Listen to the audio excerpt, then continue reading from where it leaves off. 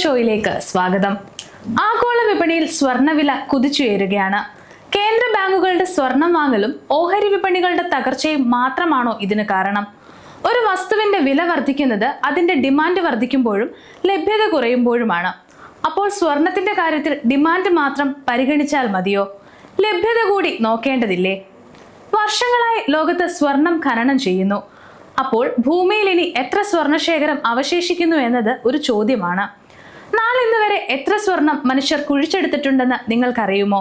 ലോകത്തെ ഏറ്റവും വലിയ സ്വർണം റിസർവ് എവിടെയാണെന്ന് അറിയാമോ? നമുക്ക് നോക്കാം. എത്ര സ്വർണം ഖനനം ചെയ്തിട്ടുണ്ടെന്ന് നോക്കാം. ആദ്യമേ തന്നെ എത്ര സ്വർണം ഖനനം ചെയ്തിട്ടുണ്ടെന്ന് നോക്കാം. US ജിയോളജിക്കൽ സർവേയുടെ ഏറ്റവും പുതിയ പഠന പ്രകാരം ഭൂമി സ്വർണ്ണശേഖരം കൊണ്ട് സമ്പന്നമാണ്. ഒരു വസ്തു കൂടുതലുണ്ടെങ്കിൽ സ്വാഭാവികമായും വില കുറയേണ്ടതല്ല എന്നാകും നിങ്ങളിൽ ചിലരെങ്കിലും ചിന്തിക്കുന്നത്. ഭൂമിയിൽ സ്വർണമുണ്ട്, പക്ഷേ അതിന്റെ ഖനനവും സംസ്കരണവും വളരെ കുറവാണ്. ശേഷിക്കുന്ന റിസർവുകളിൽ പലതും മനുഷ്യർക്ക് എത്തിച്ചേരാവുന്നതിലും ശ്രമകരമായ മേഖലകളിലാണ്. മനുഷ്യർ ഇതുവരെ അവന്റെ പ്രയത്നം കൊണ്ട് പാറകളിൽ നിന്നും നദികളിൽ നിന്നും 26,000 ടണ്ണിലധികം സ്വർണം വേർതിരിച്ചെടുത്തിട്ടുണ്ടെന്നാണ് റിപ്പോർട്ടുകൾ വ്യക്തമാക്കുന്നത്. ഖനനം ചെയ്യുന്തോറും ഈ വിഭവ സമ്പത്ത് കുറഞ്ഞു വരികയാണ്. മനുഷ്യർ ഇതുവരെ ഖനനം ചെയ്തു എന്ന് പറയപ്പെടുന്ന സ്വർണത്തിന്റെ അളവ് ഏറ്റവും കൂടുതൽ കരുതൽ ശേഖരങ്ങളുള്ള മികച്ച 10 രാജ്യങ്ങളുടെ സ്വർണ്ണ ശേഖരത്തേക്കാൾ വളരെ കൂടുതലാണ്.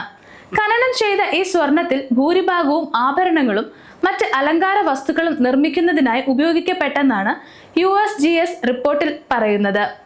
ഇനി എത്ര സ്വർണം ഉണ്ടാകും? ഇനി ഭൂമിയിൽ എത്ര സ്വർണം അവശേഷിക്കുന്നു എന്നത് ഒരു വലിയ ചോദ്യമാണ്. വ്യാവസായികവൽക്കരണത്തിന് ശേഷം ഭൂമിയിലെ സ്വർണ്ണശേഖരം അതിവേഗം കുറഞ്ഞെന്ന് റിപ്പോർട്ട് വ്യക്തമാക്കുന്നു. മേഖലയിലെ മനുഷ്യന്റെ ചൂഷണം അത്രമേൽ ആയിരുന്നു. ലോകമെമ്പാടും കരുതൽ ശേഖരമായി ഇപ്പോഴും ഏകദേശം 70,550 ടൺ സ്വർണം അവശേഷിക്കുന്നു.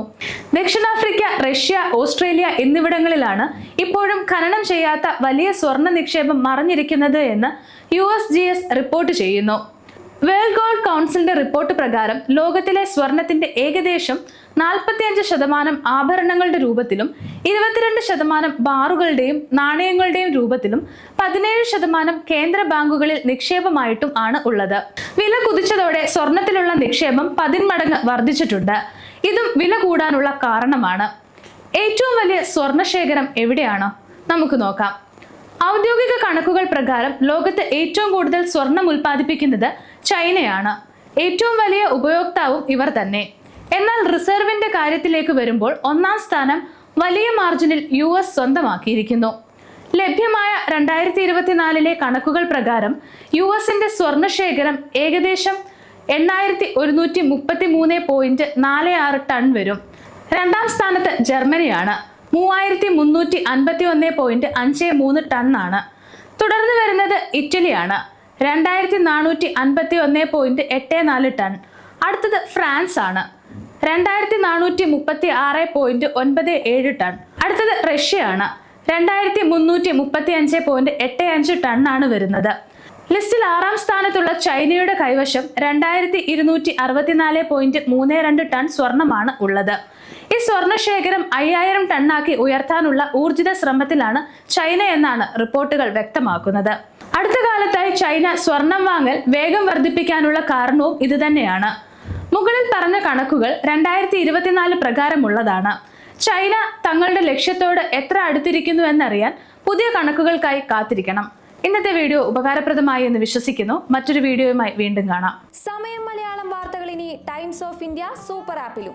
ഇതിനായി പ്ലേ സ്റ്റോറിൽ നിന്നോ ആപ്പ് സ്റ്റോറിൽ നിന്നോ times of India app install ചെയ്യൂ.